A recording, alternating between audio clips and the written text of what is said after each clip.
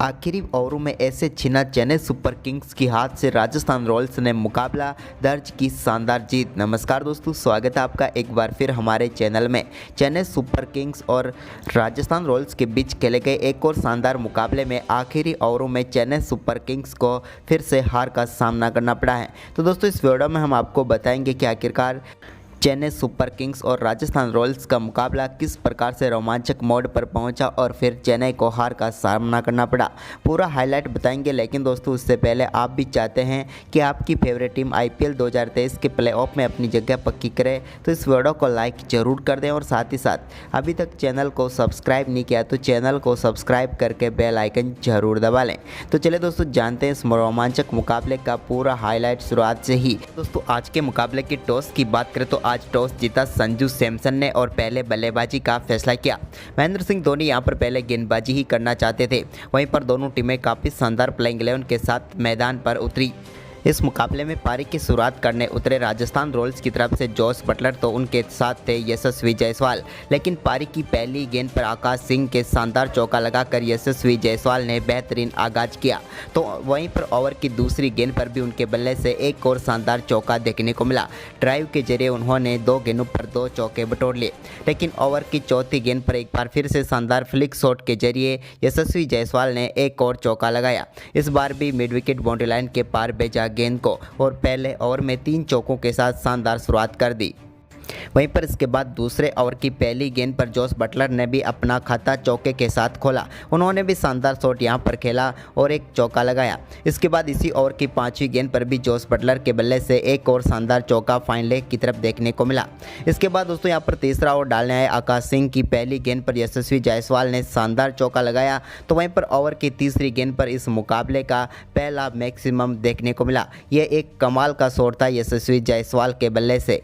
इसके बाद दोस्तों इसी ओवर की 5वीं गेंद पर भी उनके बल्ले से शानदार चौका देखने को मिला। तो ओवर की आखिरी गेंद पर भी शानदार चौका लगाया। इसके बाद दोनों बल्लेबाजों के बीच शानदार 50 रनों की पार्टनरशिप भी पूरी हो गई मात्र 28 गेंदों पर ही। लेकिन इसके बाद यहां पर शानदार बल्लेबाजी करते हुए छठे ओवर की पहली गेंद पर जोस बटलर ने महेश दीक्षित के शानदार चौका लगाया। तो वह ओवर की आखिरी गेंद पर भी चौका लगाकर पावर प्ले को बेहतरीन तरीके से समाप्त किया। इसके बाद 7वें ओवर की चौथी गेंद पर रविंद्र जडेजा की गेंद पर यहां पर शानदार शॉट खेलते हुए बेहतरीन छक्का लगाया इस बार यशस्वी जायसवाल ने। और इसके बाद उन्होंने शानदार बल्लेबाजी करते हुए मात्र 26 गेंदों पर ही अपना अर्धशतक पूरा कर डाला। लेकिन इसके बाद यहां पर 9वें ओवर की दूसरी गेंद पर जोस बटलर बड़ा शॉट खेलना चाहते थे, लेकिन गेंद सही से टाइम नहीं हुई और यहां पर जा लगी हाथ में सीधे शिवम दुबे के और पेविलियन भेजा जोस बटलर को रविंद्र जडेजा ने। जोस बटलर इस मुकाबले में उतनी अच्छी बल्लेबाजी नहीं कर पाए, लेकिन 21 गेंदों पर 27 रन बनाकर वो रविंद्र जडेजा का शिकार बने। वहीं पर दूसरे छोर से यशस्वी जायसवाल का दमदार परफॉर्मेंस जारी था। 10वां ओवर डालने आए मोइन अली की दूसरी गेंद पर उनके बल्ले से शानदार छक्का देखने को मिला। यह शॉट भी काफ़ी कमाल का था। जबकि दोस्तों इसके बाद 13वें ओवर की 5वीं गेंद पर भी रविंद्र जडेजा की गेंद को डीप मिड विकेट की तरफ भेजा संजू सैमसन ने और बेहतरीन चौका लगाया। लेकिन इस मुकाबले में संजू सैमसन स्ट्रगल करते हुए नजर आ रहे थे और वो 14वें ओवर की पहली गेंद पर तुषार देशपांडे की गेंद पर बड़ा शॉट खेलना चाहते थे, लेकिन ऋतुराज गायकवाड़ को केस थमा बैठे और इस मुकाबले में 17 गेंदों पर 17 रन बनाकर पेविलियन लौटे कप्तान संजू सैमसन। तो वहीं पर इसके बाद भी यशस्वी जायसवाल ने एक और शानदार चौका तुषार देशपांडे की गेंद पर लगाया और इस बार भी गेंद को बाउंड्री लाइन के पार भेजा। लेकिन इसी ओवर की 5वीं गेंद पर एक और बड़ा शॉट खेलना चाहते थे, लेकिन इस बार अजिंक्य रहाणे ने एक बेहतरीन कैच लिया और बेहतरीन बल्लेबाजी कर रहे यशस्वी जायसवाल को पेविलियन भेजा। यशस्वी जायसवाल ने इस मुकाबले में 43 गेंदों पर शानदार 77 रनों की पारी खेली। वहीं पर इसके बाद यहां पर ध्रुव जुरैल और उनके साथ सिमरन हेटमायर ने टीम के स्कोर को आगे बढ़ाना शुरू किया। लेकिन 17वें ओवर की पहली गेंद पर महेश दीक्षित ने पेविलियन भेजा सिमरन हेटमायर को बोल्ड करके। इस मुकाबले में हेटमायर भी ज़्यादा कुछ खास नहीं कर पाए और सिर्फ 8 रन बनाकर आउट हुए। इसके बाद 18वां ओवर डालने आए पथिराना की चौथी गेंद पर यहां पर शानदार चौका देखने को मिला थर्ड मैन की तरफ से यहां पर देवदत्त पडिक्कल के बल्ले से। हालांकि एक यॉर्कर गेंद पर बल्ले का किनारा लेकर चौका मिला। तो वहीं पर इसकी अगली गेंद पर भी कुछ ऐसा ही हुआ और इस बार इनसाइड एज लगकर गेंद चौके के लिए गई। तो वहीं पर 19वें ओवर की पहली गेंद पर देवदत्त पडिक्कल ने इस बार फाइन लेग की तरफ एक शानदार शॉट खेलकर एक और चौका लगाया। तो वहीं पर इसके बाद बारी थी ध्रुव जुरैल की, तो उन्होंने 19वें ओवर की चौथी गेंद पर शानदार चौका जड़ा। तो वहीं पर इसी ओवर की 5 5वीं गेंद पर उनके बल्ले से एक और शानदार छक्का देखने को मिला। इस बार उन्होंने गेंद को लॉन्ग ऑन बाउंड्री लाइन के पार भेजा, जबकि एक बार फिर 20वां ओवर डालने आए मतीसा पतिराना की पहली गेंद पर शानदार छक्का जड़ा यहाँ पर ध्रुव जुरेल ने। इस बार फाइन लेग की तरफ उन्होंने कमाल का शॉट खेला और गेंद को 6 रनों के लिए भेजा। तो वहीं पर इसकी दूसरी गेंद पर उनके बल्ले से एक और शानदार चौका देखने को मिला। इस बार आउटसाइड एज लगा और एक और चौका उन्हें मिला, लेकिन दोस्तों इसी ओवर की चौथी गेंद पर एक बार फिर सिंगल लेना चाहते थे, लेकिन यहां पर वो गलती कर बैठे क्योंकि महेंद्र सिंह धोनी के हाथों से उन्होंने रन लेने की गलती की, जिसका खामियाजा उन्हें अपने विकेट के साथ चुकाना पड़ा। और इस मुकाबले में ध्रुव जुरेल शानदार बल्लेबाजी कर रहे थे। 15 गेंदों पर 34 रनों की पारी खेलकर रन आउट होकर पेविलियन लौटे। तो वहीं पर इसके बाद दोस्तों ओवर की 5वीं गेंद पर एक चौका पडिक्कल के लेग बाई के साथ मिला और इसके साथ ही यहाँ पर राजस्थान रॉयल्स की टीम ने चेन्नई सुपर किंग्स के सामने 20 ओवर में 203 रनों का लक्ष्य रखा। इस लक्ष्य का पीछा करने उतरी सीएसके की तरफ से डेवन कॉनवे और ऋतुराज गायकवाड़ पारी की शुरुआत करने उतरे। तो दोस्तों पहले ओवर में शुरुआत उतनी अच्छी नहीं रही, लेकिन एक चौका जरूर देखने को मिला डेवन कॉनवे के बल्ले से। तो वहीं पर दूसरे ओवर में भी यहाँ पर ज़्यादा कुछ खास रहा नहीं, लेकिन चौथे ओवर की 5वीं गेंद पर एक शानदार चौका गायकवाड़ ने लगाया। तो वहीं पर इसी ओवर की आखिरी गेंद पर एक शानदार फ्लिक शॉट खेलते हुए उन्होंने शानदार छक्का जड़ा और इस ओवर में यहाँ पर शानदार तरीके से 12 रन चेन्नई सुपर किंग्स ने बनाए। इसके बाद 5वें ओवर की चौथी गेंद पर एक और शानदार चौका देखने को मिला ऋतुराज गायकवाड़ के बल्ले से। इस बार भी उन्होंने गेंद को काफ़ी शानदार तरीके से बाउंड्री लाइन के बाहर भेजा। तो वहीं पर छठे ओवर की पहली गेंद पर भी ऋतुराज गायकवाड़ ने एक और शानदार चौका लगाया। ये चौका उन्होंने एडम जेम्पा की गेंद पर लगाया, लेकिन दोस्तों इसके बाद एडम जेम्पा ने छठे ओवर की आखिरी गेंद पर डेवन कॉनवे को चलता किया।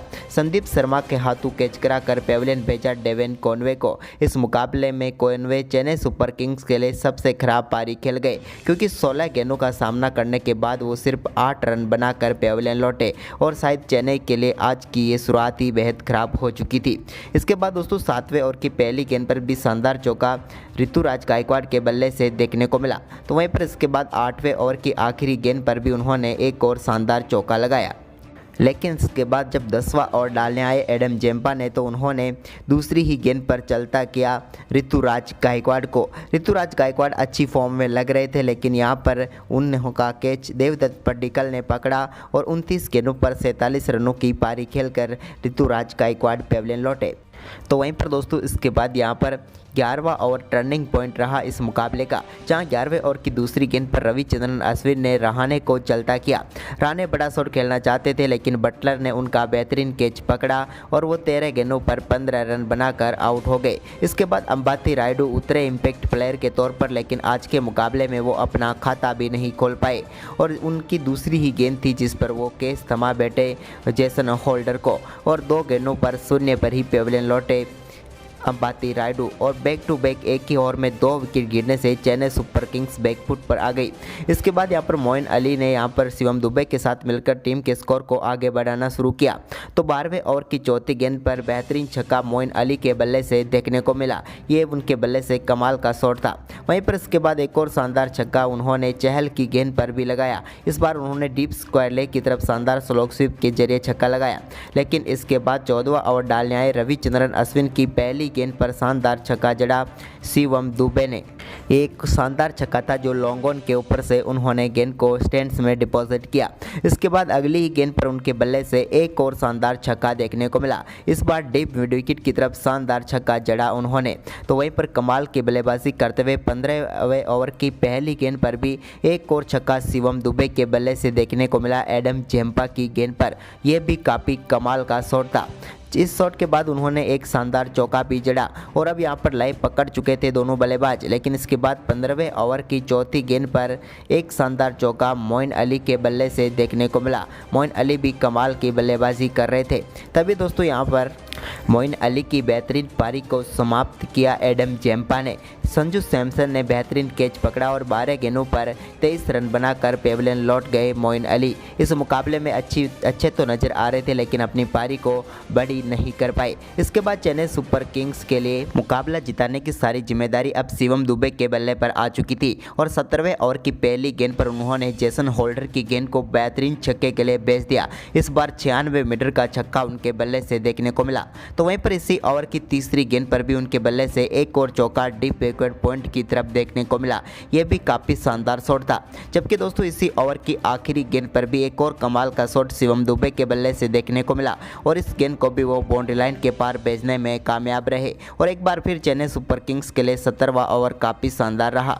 लेकिन दोस्तों इसके बाद 18वें ओवर की तीसरी गेंद पर रविंद्र जडेजा ने एक शानदार चौका लगाया डीप मिड विकेट की तरफ और ये चौका उन्होंने संदीप शर्मा की गेंद पर लगाया।